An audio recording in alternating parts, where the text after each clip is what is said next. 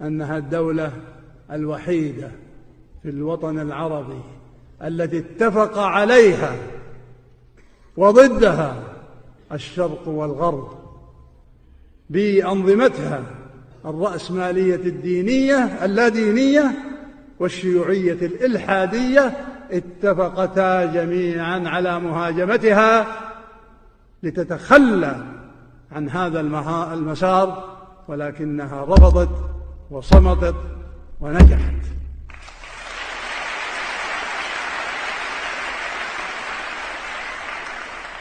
وهذا ما جعلني أقول وبكل فخر واعتزاز: ارفع راسك، أنت سعودي.